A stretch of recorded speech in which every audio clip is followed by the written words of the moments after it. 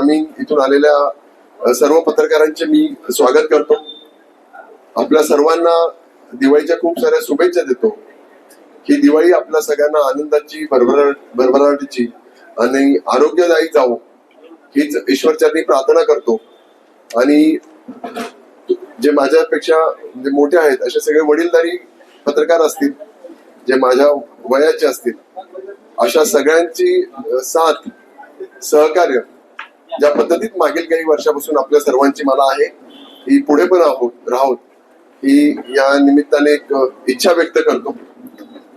आपण सगळेजण माझ्या विनंतीला मान देऊन इथपर्यंत आलात त्याबद्दल आपल्या सगळ्यांचे मी आभार मानतो. इथून मी दोन म्हणजे पत्रकार परिषद घेऊयात. एक पहिले एक आमदार साहेबांची घेऊयात, त्याच्यानंतर आपण एक ब्रेक घेऊ, म्हणजे ती पत्रकार परिषद कट करू 1 मिनिटाकरता आणि लगेच मी ताई साहेबांबद्दल बोलणार आहे. नमस्कार. आपल्या सर्वांना ज्ञात आहे की 29 तारखेला जे काही नामनिर्देशन दाखल करण्यात आलं, तर शेवटच्या 2 ते 3 मिनिटांमध्ये एक नाट्यमय घडामोडी घडल्यात आणि तिथे घुसर्डीतील राहणारे अमोल शांताराम पाटील यांनी डमी उमेदवारी फॉर्म दाखल केला आणि त्यानुसार मी एक पत्रकार परिषद घेऊन थेट माननीय आमदार साहेबांवर आरोप केले होते की हा डमी उमेदवार जो उभा केलेला आहे तो माननीय आमदार साहेबांनीच उभा केलेला आहे, अशाबद्दलचं मी सांगितलं होतं. त्यानंतर लगेचच आमदार साहेबांनी छोट्या छोट्या का होईना 2-3 पत्रकार परिषद घेतल्यात आणि त्यात ते बोललेत की याच्याशी माझा कुठलाही काडी मात्र संबंध नाही, लोकशाही आहे आणि लोकशाहीमध्ये कोणी पण भरू शकतो. नक्कीच आमदार साहेब, आप्पासाहेब, तुम्ही बोलतायत ते बरोबर आहात की लोकशाहीमध्ये कोणी उमेदवारी अर्ज दाखल करू शकतो. हे तर मी पहिलेच बोललेलो होतो. ही लोकशाही सुदृढ आणि बळकटी करण्याचं एक लक्षण आहे. परंतु तो जो काही उमेदवारी अर्ज भरला गेलेला होता हा लोकशाही मार्गाने भरलाच गेलेला नव्हता, तर हा आमदार साहेबांच्या धटिंगशाही, गुंडगिरी आणि दहशत यानुसार तो भरला गेलेला आहे, असा थेट आरोप माझा आमदार साहेबांवर आहे. आमदार साहेबांनी असं सांगितलं की या उमेदवाराशी माझा काडी मात्राचा संबंध नाही. मला काही 2-3 प्रश्न आमदार साहेबांना विचारायचे. या प्रश्नांची उत्तर जर कधी आमदार साहेबांनी दिली तर मी मान्य करेल की बाबा हा आमदार साहेबांची या मात्राचा संबंध नाही. नंबर 1, उमेदवार डमी जे आहेत अमोल शांताराम पाटील, अमोल शांताराम शिंदे यांनी जो हे राहतात घुसर्डी इथे भडगाव तालुका, यांनी जो निर्देशित केलेला आहे किंवा जो फॉर्म भरलेला आहे, या फॉर्मवर जे काही सूचक आहेत ते एकही घुसर्डीचा व्यक्ती नाही, एकही भडगाव तालुक्याचा व्यक्ती नाही किंवा एकही पाचोरा ग्रामीणचा व्यक्ती नाही. जे सूचकांची नावं, जो फॉर्म आहे, जी सर्टिफाईड नक्कल माझ्याकडे आहेत, त्यानुसार मी सांगतो, जर कधी हा फॉर्म त्यांनी भरलेला असता, ज्या व्यक्तीने भरला असता, तर कदाचित त्याने त्याच्या गावातले 2-4 लोकांची नावं, भडगाव तालुक्यातील एखाद दुसऱ्याचं नाव, काही इकडची नावं घेतली गेली असती. सूचक म्हणून जेव्हा आपण डमी फॉर्म भरतो आणि जर अपक्ष म्हणून फॉर्म भरायचा असेल तर तिथे 10 सूचक असणे गरजेचे आहे. तर असा एकही सूचक ना त्यांच्या घरातला आहे, ना त्यांच्या मित्र परिवारातला आहे, ना भडगावातला आहे. सूचकांची यादी आहे, सर्टिफाईड नक्कल माझ्या हातात आहे. मी तुम्हाला ते वाचून दाखवतो की त्याच्यावर सूचक कोण कोण आहे. त्याच्यावर सूचक म्हणून नाव आहे भूषण पेंढारकर, पुढचं नाव आहे चेतन राजपूत, पुढचं नाव आहे विजय भोई, गणेश काळे, छोटूलाल गोविंदा चौधरी, आकाश राजेंद्र पाटील, शंतनू रवींद्र सोनोने, विक्रम हेमराज पाटील, शुभम राजू शेळके. ही जी सगळीची सगळी मी नावं वाचलेली आहेत. भूषण पेंढारकर कोण आहेत हे मला तुम्हाला सांगायची गरज नाही. हे माननीय आमदार साहेबांचे जवळचे निकटवर्तीय कार्यकर्ते, पदाधिकारी आहेत. छोटूलाल चौधरी हा पाचोऱ्यातला त्यांचा प्रमुख पदाधिकारी आहेत, हे मला सांगायची गरज नाही. हाईट म्हणजे सगळ्यात महत्त्वाचं विजय भोई हा त्यांच्या कार्यालयीन कामकाज करणारा व्यक्ती, म्हणजे त्यांच्या ऑफिसमध्ये कामकाज करतो. तुम्ही पत्रकार नेहमी जेव्हा तिथे गेला असाल तर तुम्हाला त्यांनी पाणी देण्याचं याचं त्याचं काम केलेलं आहे. आकाश राजेंद्र पाटील म्हणजे आमच्या इथे राजू भाऊ आहेत, हा त्यांचा मुलगा आहे. ही सगळी जी नावं आहेत, ही सगळीची सगळी नावं ही शिवसेनेशी, त्यांच्याशी निगडीत किंवा माननीय आमदार जसं चेतन राजपूत हा माननीय आमदारांचा नातेवाईक आहेत. मग आप्पासाहेब, जर कधी त्या व्यक्तीला फॉर्म भरायचा होता तर त्याने त्याचा कुठला नातेवाईक, त्याचा मित्र परिवार, त्याच्या घरातले, त्याच्या आजूबाजू गावाचे कोणीच घेतले नाही, आणि त्याला तुमचेच लोक कसे सापडले किंवा ते त्याचेच कसे काय आले, याचा प्रश्न, ह्या प्रश्नाचं उत्तर मला आमदार साहेबांनी द्यावं. मला त्याचा पुढचा प्रश्न असा विचारायचा आहे की ज्यावेळेस तो नामनिर्देशित करायला गेला त्यावेळेस त्याच्याबरोबर कोण कोण होतं? त्यावेळेस माननीय आमदारांचा स्विस साईड, ज्याला आपण पीए म्हणतो, ते राजू पाटील त्यांच्याबरोबर होते. त्यावेळेस माननीय आमदार साहेबांचा साला, सक्का साला, त्याचं नाव आहे एकनाथ पाटील, हा त्यांच्याबरोबर होता. माननीय आमदार साहेबांचा सगळ्यात जवळचा नातेवाईक समाधान पाटील, हा त्यांच्याबरोबर होता. सर्व शिवसेनेचे प्रमुख पदाधिकारी किंवा माननीय आमदार साहेबांचे नातेवाईक हे त्याचा फॉर्म भरण्यात तिथे गेले होते. याच्याबद्दल आता आमदार साहेबांचं काय म्हणणं आहे याचं उत्तर द्यावं. त्याच्या पुढचा मला प्रश्न असा आहे की ज्यावेळेस त्यांनी नामनिर्देशन पत्र दाखल करून झालं, ज्यावेळेस तो परत जात होता, त्यावेळेस माननीय आमदार साहेबांचा पुत्र सुमित किशोरप्पा पाटील त्याला रिसिव्ह करण्याकरता, त्याला घेण्याकरता तिथे आलेला होता. त्यांची गाडी तिथे आलेली होती. इतकी दटिंगशाही, इतकी गुंडगिरी त्यावेळेस त्यांनी तिथे त्या भर चौकात, शिवाजी महाराजांच्या चौकात केली होती की दिवाळी सारखा सण असताना सुद्धा माननीय आमदार साहेबांच्या कार्यकर्त्यांनी आणि त्यांनी स्वतःनी केलेल्या गुंडगिरीमुळे आणि दहशतवादामुळे माझ्या इथले असलेल्या व्यापाऱ्यांचे काही काळाकरता दुकानं बंद झाली होती, व्यापार काही काळाकरता थांबला होता. याकरता माननीय आमदार साहेबांनी मला याचं उत्तर द्यावं की तुमचे प्रमुख पदाधिकारी, इव्हन तुमचा मुलगा, ती गाडी घेऊन तिथे का आलेले होते आणि पोलीस प्रोटेक्शन मधून त्याला आजच्या तारखेपर्यंत अज्ञात स्थळी का आलेला आहे. जर कधी तो व्यक्ती तिथे जर प्रामाणिकपणे जर फॉर्म भरला असता तो त्याच्या घरी राहिला असता, प्रचार कार्यालयात फिरला असता किंवा काहीतरी केला असता. आजही तो, त्याची कुटुंबीय हे त्याच्या घरी नाही, ते बाहेर आहेत. याचं उत्तर आमदार साहेबांनी द्यावं. आमदार साहेब बोलत असताना असं म्हणाले की त्याच्या अमोल शिंदे काय संरक्षण मंत्री आहेत का, डीवायएसपी आहेत की कोण मोठा आहे.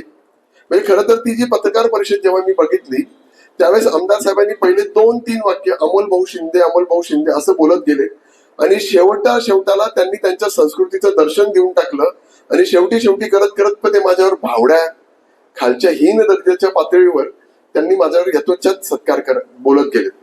खरं तर आमदार साहेब, त्याचं कुटुंब माझ्याकडे का आलं, त्यांनी मला असा प्रश्न विचारला. आमदार साहेब, त्याचं नाव अमोल शिंदे आहे, माझं नाव अमोल शिंदे आहे, मी इथला प्रमुख कंटेस्टंट आहे. मागच्या वेळेस आपण एकमेकांच्या समोर इलेक्शन लढलो होतो, निसट्टा पराभव तुमचा झालेला होता आणि साहजिकच ते इतर कोणाकडे नाही तर ते माझ्याचकडे दाद मागायला येतील की अमोल भाऊ आमच्या, त्याची मिसेस मला म्हणाली की अमोल भाऊ माझ्या नवऱ्याला जबरदस्ती, मी पुन्हा एकदा खरंपणे सांगतो, जबरदस्ती त्याला उचलून घेऊन गेलेले आहेत. आमच्या कुटुंबियांना कोणालाच माहिती नाही, त्याच्या भावाला, त्याच्या मिसेसला हे माहितीच नव्हतं की तो फॉर्म भरायला गेलेला आहे. एखादी व्यक्ती जर कधी तो फॉर्म भरत असेल तर त्याची पूर्वतयारी करतो, 2 दिवस 3 दिवस 4 दिवस पूर्वतयारी करतो. त्या फॉर्म मध्ये जे काही सगळं भरायचं असतं ती सगळी माहिती देतो. मग पूर्ण फॉर्म हा निरंक कसा लिहिला गेला, घाईघाईत का भरला गेला, याचं उत्तर का नाही देत आमदार साहेब. म्हणजे या सगळ्या प्रश्नांची उत्तरं मला आमदार साहेबांनी द्यावेत. जर त्यांनी नीट उत्तर दिलं तर मी मान्य करेन की हो, या घटनेशी संबंध नाही. खरं तर मला 2 गोष्टी एकदम अधोरेखित करायच्या आहेत. मागच्या वेळेस तुमचा झालेला निसट्टा विजय आणि यावेळेस ज्या पद्धतीमध्ये मला आशीर्वाद देण्याकरता पाचोरा भडगाव इथली जवळजवळ 25,000पेक्षा जास्त कार्यकर्ते, पदाधिकारी, इथली लोक, पाचोरा भडगावची लोक मला आशीर्वाद आणि सहकार्य देण्याकरता, साथ देण्याकरता, माझं नामनिर्देशन करण्याकरता 28 तारखेला इथे उपस्थित झालेली होती. हा सगळा माहोल बघून त्यांना त्यांचा पराभव त्यांच्या डोळ्यासमोर दिसला आणि काय झालं, अप्पासाहेबांना 2 टर्म ते आमदार होते, त्याच्यामुळे सत्तेची लालसा त्यांना लागली, एक अहंकार वृत्ती त्यांच्यामध्ये झालेली होती की बाबा मला पुन्हा एकदा आमदार व्हायचंय. आपण म्हणतो ना एखादी गोष्टीचं रक्त तोंडाला लागतं, तसं सत्तेचं रक्त मान्य आमदार साहेबांना लागलं आणि पुन्हा एकदा आपल्याला आमदार कसं होता येईल याच्याकरता झटपट त्यांची झाली आणि म्हणून घाईघाईमध्ये त्यांनी एक डमी उमेदवार अमोल शिंदे इथे उभा केला. मला खरं तर आमदार साहेबांना या निमित्ताने आपल्या पत्रकार परिषदेत विनंती करायचं आहे.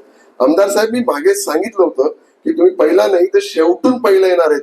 त्याच्या पुढे मी जाऊन आज सांगतो की ही जी घटनाक्रम घडलीत ना त्याच्यामुळे कदाचित अप्पासाहेब तुमचं डिपॉझिट सुद्धा जमा होऊन जाईल. म्हणून माझी तुम्हाला या पत्रकार परिषद निमित्ताने अप्पासाहेबांना एक विनंती करू इच्छितो, अप्पासाहेब, की आपले नेते माननीय एकनाथजी शिंदे यांची जर कधी तुम्हाला इज्जत वाचवायची असेल तर तुम्ही जनतेची माफी मागून स्वतःची डिपॉझिट म्हणजे तुमची डिपॉझिट चालली जाईल ना, तर ते डिपॉझिट वाचवण्याकरता तुमची डिपॉझिट वाचून घ्या. ते डिपॉझिटला भरलेले पैसे तुमचे तुम्ही परत स्वगृही परत करून घ्या आणि तुम्ही माघार करून घ्यावी अशी या निमित्ताने विनंती वजा त्यांना सांगणं माझं आहे की माननीय आमदार साहेबांनी करून घ्यावी. कारण पाचोरा बडगाव सर्व संपूर्ण जनतेचा, एक सुसंस्कृत असलेल्या जनतेचा पाठिंबा हा माझ्या बाजूने झालेला आहे. त्यामुळे मी पुन्हा एकदा जाता आमदार साहेबांना एक विनंती करतो की मी जे काही 4-5 प्रश्न तुम्हाला विचारले त्याचं त्यांनी उत्तर द्यावं. ते देऊ शकत नाही, पण त्यांनी एक डिपॉझिट स्वतःची वाचवण्याकरता माघार करून घ्यावी या निमित्ताने सांगतो. आणि थांबपत्र खर तर ज्या पद्धतीमध्ये आमदार साहेब या पूर्ण इलेक्शन्स मध्ये वागत आहात किंवा करत आहात, इतकं घाणेरडं आणि हीन दर्जाचं, नीच दर्जाचं राजकारण माननीय आमदार साहेबांकडनं होत आहे. मी भीती व्यक्त करून दाखवली.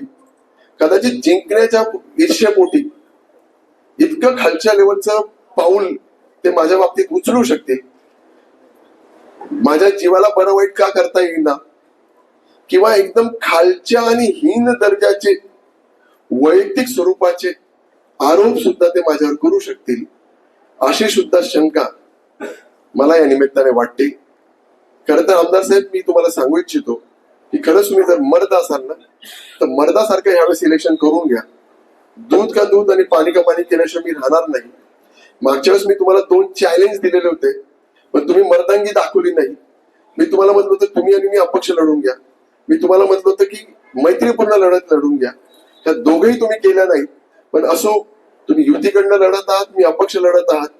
जे काही लढत आहात ते स्पोर्ट्समनशिपने तुम्ही इलेक्शन करा असं मला तुम्हाला या निमित्तानं विनंती करतो आणि थांबतो. धन्यवाद. ही त्याची पेन ड्राईव्ह आहे. ही पेन ड्राईव्ह मी शासनाकडनं मिळवलेली आहे. मी शासनाकडनं म्हणजे ही मला प्रांत ऑफिसने मला ही दिलेली आहे. त्या दरम्यान प्रांत ऑफिसमध्ये कोण कोण आलं, कोण कोण गेलं, कोण कोण नाही याचे सगळे पुरावे माझ्यापर्यंत आहेत. दुसरं, ही सर्टिफाईड नक्कल माझ्याकडे आहेत. या नक्कलमध्ये कोण कोण सूचक आहेत जे मी तुम्हाला वाचून दाखवलं. याच्यामध्ये जो फॉर्म भरलेला आहे, ह्या फॉर्म भरल्यामध्ये पूर्ण निरंक जे काही लिहिलेलं आहे त्याचा आधार कार्ड, पॅन कार्ड सगळं त्याच्यामध्ये आहे. या सगळ्या दोघही गोष्टी माझ्याकडे पुरावा म्हणून माझ्याकडे येताना दिसतो. त्यांचा शालक तो ते मध्ये आतमध्ये येताना समाधान मध्ये येताना दिसतो. त्याच्यानंतर त्यांच्या शालकाचं नाव काय, तुकाराम पाटील हा दिसताना दिसतो. या सगळ्या गोष्टींचे पुरावे हे शासनाने दिलेली आहे. ही मी काही कुठून इकडनं तिकडनं मिळवलेली नाही. ही मला शासनाने दिलेली पेनड्राईव्ह आहे, सर्टिफाईड पेनड्राईव्ह आहेत. हे केव्हाही तुम्ही म्हणाल तर मी तुमच्यापर्यंत द्यायला तयार आहे. ते सगळ्या गोष्टी माझ्यापर्यंत आहेत. खोटं बोललो नाही. खोटं फक्त आणि फक्त पूर्ण 10 वर्ष माननीय आमदार साहेबांनी खोटं बोललं आणि जनतेची दिशाभूल केली आणि विकास स्वतःचा करून घेतला. अशा पद्धतीचं काम त्यांनी इथे केलं. धन्यवाद. आम्ही तिथे तेव्हा हजर होतो. 2:57 त्याची एंट्री झाली आणि 2:59 आणि 9 सेकंदचा त्याचा फॉर्म एक्सेप्ट झालेला आहे. आणि फक्त याच उमेदवाराबाबतीत आणि वैशालीताई ज्या नांद्र्याच्या आहेत त्यांच्या बाबतीत घड्याळ लावून हे चित्र प्रदर्शित केले जात आहेत. आपल्याला काय वाटतं, प्रशासन हे जाणीवपूर्वक करते का? नक्कीच. बघा, ही जी घटनाक्रम झाली, जे नाट्यगृह घटनाक्रम घडलेला आहे, याच्यावर प्रशासनावर प्रचंड मोठ्या प्रमाणात दबाव होता आणि या दबावापोटीच हा सगळा फॉर्म ऍक्सेप्ट झालेला आहे. अन्यथा त्यांच्याकडे फॉर्म पण नव्हता. जे मी मागच्या माझ्या पत्रकार परिषदेत सांगितलं, आम्हाला अशी शंका आहे की घाईघाईमध्ये कोणा फॉर्म आतमध्ये घेऊन गेला जातो, आतमध्ये एंट्री केली जाते आणि तो आतमध्येच बसून भरला जातो की काय.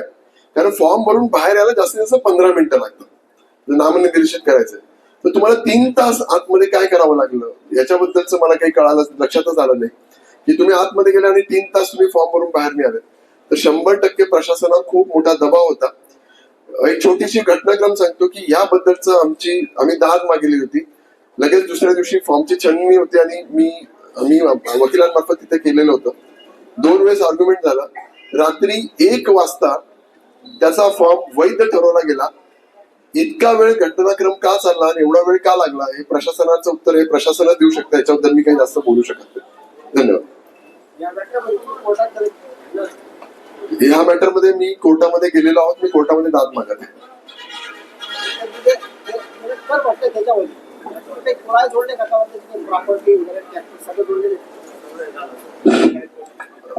नमस्कार अमोल भाऊ. म्हटलं विषय असा आहे की तुम्ही आता चालू विषय मांडला की त्यांच्या फॅमिलीला घेऊन अमोल शिंदे जे दुसरे डमी उमेदवार आहेत त्यांच्या फॅमिलीचं म्हणणं आहे की बाबा यांना बळजबरी उचलून आणलं, तर मग त्याचा तर नकार आहे त्या गोष्टीला, हे आपण मान्य करतो. तर ते फॅमिली आपल्याकडे इथे संध्याकाळी येऊन गेली असंही तुम्ही म्हणतात, तर मग त्या फॅमिलीला घेऊन तुम्ही एक पत्रकार परिषद घेणार का? ऐका, हा एक मुद्दा आहे. आणि दुसरा विषय, जर त्यांचा एवढा विरोध आहे तो उमेदवार का येणार नाही इथे? आणि तिसरा मुद्दा असा आहे की ती जी उमेदवारी आहे ती माघारी होणार आहे. पहिला यांनी प्रश्न सांगितला की बाबा ती फॅमिली माझ्यापर्यंत आली. नक्कीच माझ्याकडे इथे सीसीटीव्ही आहे त्या पूर्ण याच्यामध्ये, ते सीसीटीव्हीचे पण फुटेज आहेत. ती फॅमिली स्वतःहून चालत माझ्यापर्यंत आली, मी त्यांच्यापर्यंत गेलेलो नाही, मी त्यांना ओळखत पण नव्हतो, मला माहिती पण नाही. ते स्वतःहून माझ्यापर्यंत त्यांच्या व्हेकल इथपर्यंत पोहोचले आणि ते माझ्यापर्यंत आले. नंबर 1. नंबर 2, त्यांची माघार होणार का नाही मोघार, जसं मी माझ्या पत्रकार परिषदेत सांगितले, आजच्या तारखेला त्याची मिसेस ते त्या गावामध्ये उपलब्ध नाही आहेत, हे जे मला जे माहिती पडतं त्यानुसार ते इथे नाही आहेत. आणि त्यांच्यावर इतक्या मोठ्या प्रमाणात आमिष, दबाव, दडपशाही, गुंडगिरी झालेली आहे, त्याच्यामुळे दादा त्यांचं माघारी होईल असं मला वाटत नाही. आणि आप्पासाहेब, लोक एवढी जनता खुळी आहे का हो की अमोल शिंदे नावाचा डमी उमेदवार उभा का केला गेला जाऊ शकतो हे इतकं त्यांना समजत नाही का? म्हणजे तो स्वतः येईल आणि म्हणेल मी अमोल शिंदे, मला म्हणजे त्याचे राजकीय सामाजिक कुठली पार्श्वभूमी नाही आहे आणि तो इथे येऊन अचानक येथून फॉर्म भरतो, त्याच्या मला वाटत नाही की त्याचा माघारी होईल. जर खरंच तुमच्या निमित्ताने मी तेच सांगतो की ते 100% मान्य आमदार साहेबांच्या ताब्यात आहेत, ते जर मर्द असतील तर त्यांनी तो माघारी घेऊन टाकावा आणि लढून घ्यावं, उलट बरं होऊन जाईल ते. तर मला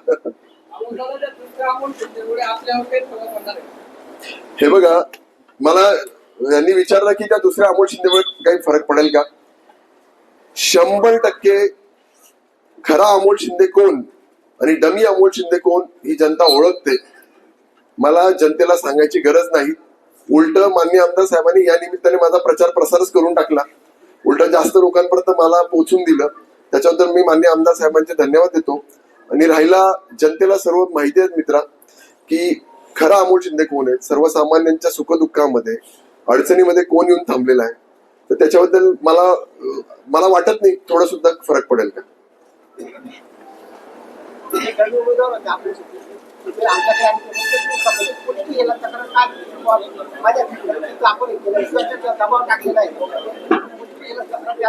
मी तेच सांगतो ना की तिथून त्यांनी असं विचारलं की बाबा त्यांनी पोलीस प्रशासनामध्ये तक्रार का नाही केली त्यांच्या कुटुंबाने. तर जेव्हा हे नाट्यक्रम घडलं आणि तिथून त्यांना घेऊन गेलं तर लगेचच त्यांच्या फॅमिलीशी माननीय आमदार साहेबांनी किंवा त्यांच्या पदाधिकाऱ्यांनी संपर्क केलेला होता. आणि मी जसं बोललो, त्यांना मोठ्या प्रमाणात आमिष दिलं गेलेलं असेल, भीतीचं वातावरण, दडपशाही, गुंडगिरी म्हणून त्यांना घाबरवलं गेलेलं आहे. त्याच्यामुळे त्यांची आमदारांच्या विरोधात जाण्याची हिंमत नाही, होणार नाही, त्याच्यामुळे ते पोलीस स्टेशन पर्यंत गेले नाही नसतील असं मला वाटतं. अजून कोणाचं काय?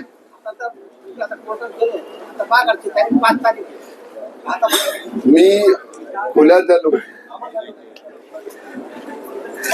निवडणूक आयोगाने जे काही अपक्षांसाठी चिन्ह प्रकाशित केलेले आहेत, अतिशय लहान लहान चिन्ह त्या ठिकाणी आपल्याला दिसून येत आहेत, तर यावर तुम्ही काय सांगाल? नाही, हे बघा, मला मान्य आहे, मी बघितलं ह्यावेळेस जे चिन्ह आलेली आहेत ना, जी प्रमुख जे चिन्ह असतात, म्हणजे कपबशी होतात, विमान होतं, पतंग होतं, हे छत्री आहे, हे पॉप्युलर चिन्ह होते. यावेळेस हे सगळं म्हणजे शिट्टी पण होतं, तर तेही काल परवा गोठवण्यात आलं. हे जे प्रमुख चिन्ह होते हे निवडणूक आयोगाने त्यांच्या काही वेगळ्या कारण ते मला सांगणं अवघड आहे, पण ते ह्यावेळेस गोठवले गेले, ते चिन्ह नाही आहेत. पण तरी सुद्धा मी तुम्हाला सांगू शकतो की जनता खूप सुज्ञ आहेत, हुशार आहेत, त्यांना कळतं की कुठलंही चिन्ह असेल तर कुठल्या चिन्हामार्फत आपण कोणाला मतदान केलं गेलं पाहिजे. तर मला तेवढा हे आहेत. मागच्या वेळेस मी 6व्या नंबरला होतो, माझ्या खाली 3 लोक होती, वरती 5 लोक होती, माननीय आमदार साहेब पहिल्या नंबरला होते. तरी सुद्धा 75,000च्या आसपास असलेल्या लोकांनी म्हणजे 73,000 समथिंग म्हणजे 75,000 लोकांनी भरभरून प्रेम दिलं, त्याशिवाय काही अडचण नाही.